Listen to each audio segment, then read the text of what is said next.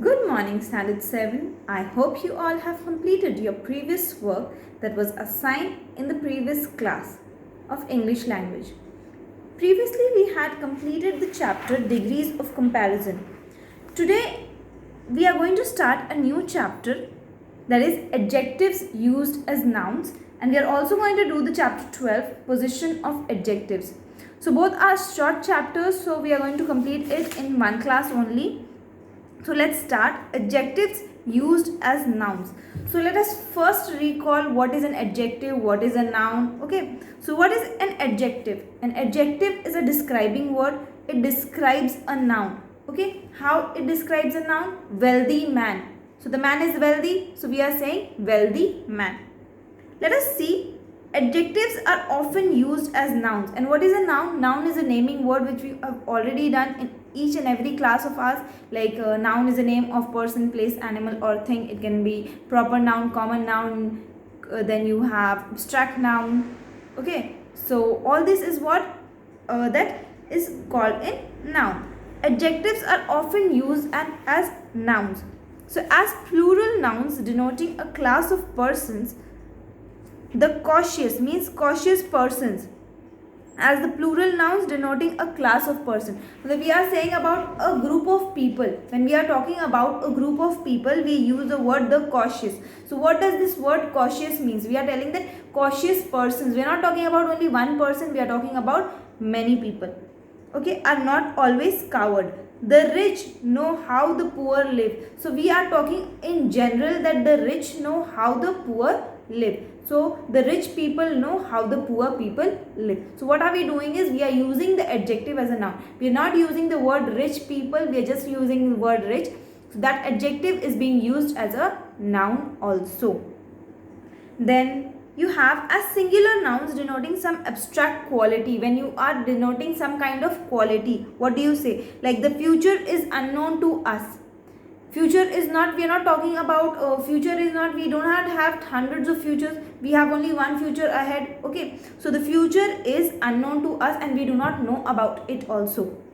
Some adjectives actually become nouns and are hence used in both numbers, like those derived from proper nouns as Australians, Canadians, Indians. Like we talked now, the Indians were going to board the flight. Okay, so we are talking that Indians. So people of India are called Indians. People of different places are called according to their names, like Canadians, Australians, etc. Some denoting person like juniors, we call like juniors, call your juniors, call your seniors. Okay, obey your seniors or respect your seniors, we say na. This is how the adjectives are being used. Senior student, we are not saying senior student, we are but just saying seniors. So it is understood that we are talking about students only who are senior to you. So this is how we use the adjectives as a noun.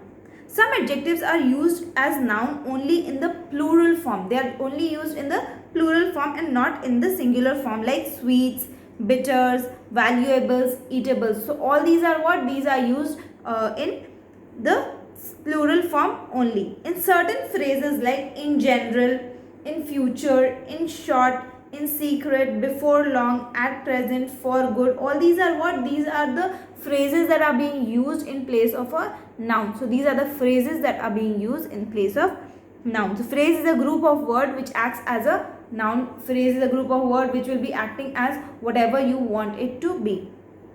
So how you will be writing it in sentence? In future, I shall charge you for medical advice. In short, we know nothing. So we are saying that in short, in briefly, we say we know nothing. The negotiations were carried out in secret. So the work was carried out in secret. The word in secret over here is being used as a noun and we are using it in place of an adjective. The adjective is being used as a noun over here. He has left India for good. For what? For good. For good is a phrase that is being used as a noun in place of an adjective. Okay, now you have nouns used as adjectives. The use of nouns as adjective is very common in English. Like, I met a little cottage girl. I met a little cottage girl.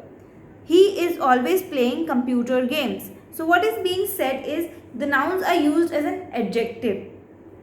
The cottage girl. Little cottage girl. Little is already an adjective over here. So the cottage girl is being described by the word little. Cottage is also an adjective which is being acted as a noun over here.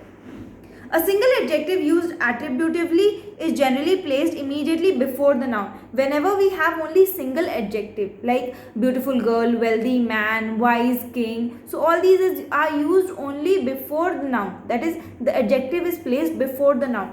So over here, see, King Francis was a hearty king. So we've come to position of adjectives now. Like, where is the position of adjective? Is it either before the noun or after the noun or somewhere behind or front, whatever. We are just going to do about the position of adjectives now. Now, like we have only if you have one single adjective word. So that single adjective word is usually used before the noun. So that will be usually used before the noun. Like King Francis was a hearty king. When are you going, my pretty maid?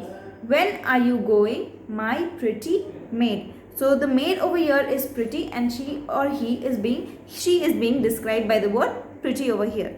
Oh captain, my captain, our fearful trip is done.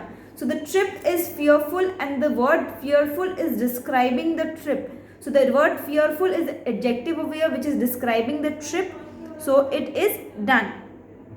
In poetry, in most of the poetry, that is the poems we are studying in our English literature book, in those what happens is the adjective is frequently placed after the noun. Whenever the adjective is placed after the noun, you just try to recall if it is a line of a poem or a poetry. Like, children dear was it yesterday. Children dear was it yesterday. What is being said is the children is being described by the word dear, and the word dear is placed after the noun. So the position of the noun is in front of an adjective, and the adjective is placed after the noun. So this is how it is being said. So in most cases in the poetry, what we have is we have the adjective frequently placed after the noun.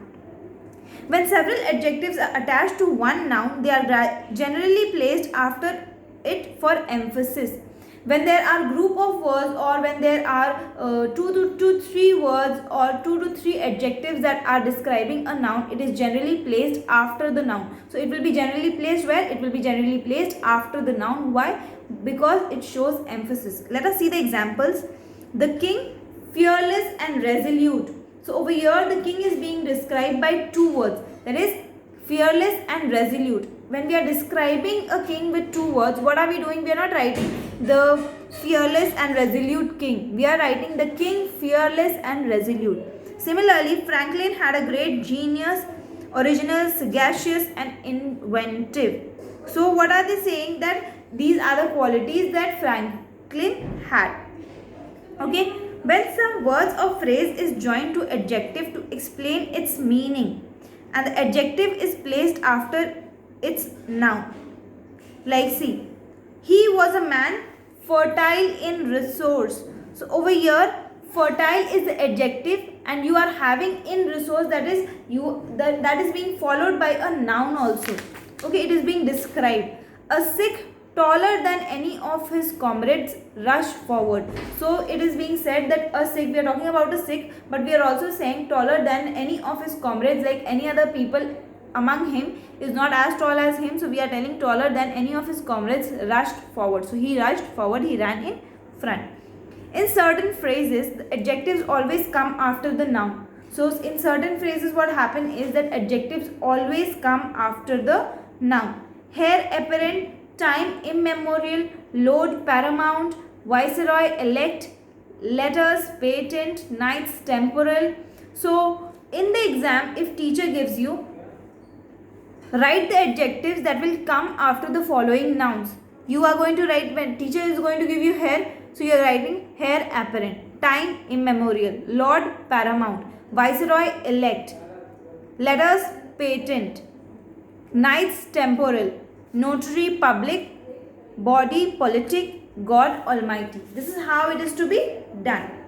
So students, in chapter 11 and chapter 12 we are not having any exercises. I hope you've completed your previous work. If not, do so, because you have to be regular in your work. Any day, anytime I can ask you for the notebook also.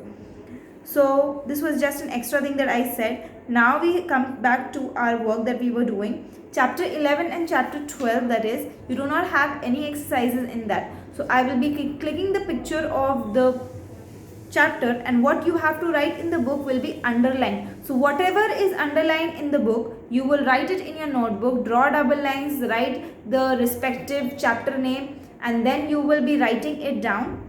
Whatever is underlined, after you write it, try to you cannot learn English language, but you try to read it, try to recall what has been said. If you don't understand something, try to watch the video again and again. This is I have made this effort just so that you can watch it again and again. If we would have online classes, you wouldn't have understood English so well.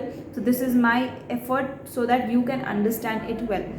So please make the best use of it, try to understand things better, and that's it. You will be completing the work will be sent to you. So thank you so much, students, for cooperating. Kindly do your work regularly and be attentive so that you get good marks in your examination. Thank you so much, students. We will be meeting in the next class with the next chapter, and be fresh that time. Thank you.